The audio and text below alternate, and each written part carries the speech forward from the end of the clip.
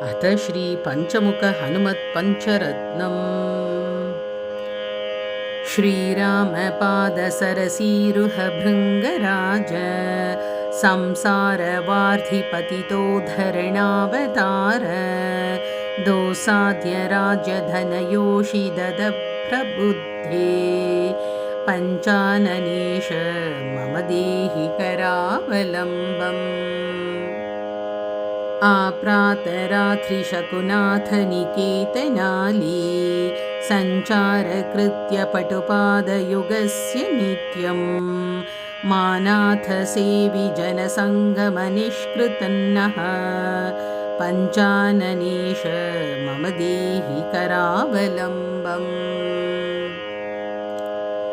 षड्वर्गवैरिसुखकृद्भवदुर्गुहायाम् अज्ञानगाढतिमिरातिभयप्रदायां कर्मानिलेन विनिवेशितदेहधर्तुः पञ्चाननेश मम देहि करावलम्बम्।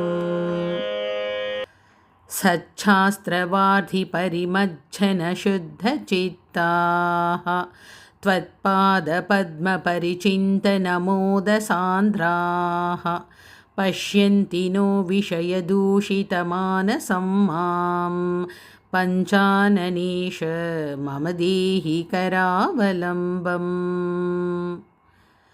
पञ्चेन्द्रियार्जितमहाखिलपापकर्मा शक्तो न भोक्तमिव दीनजनो दयालो अत्यन्तदुष्टमनसो दृढनष्टदृष्टेः पञ्चाननेश मम देहि करावलम्बम्। इत्थं शुभं भजकवेङ्कटपण्डितेन पञ्चाननस्य रचितं खलु पञ्चरत्नं यः पापठीति सततं परिशुद्धभक्त्या सन्तुष्टिमेति भगवान् अखिलेष्टदायी। इति श्रीवेङ्कटार्याकृत श्रीपञ्चमुख हनुमत् पञ्चरत्नम्।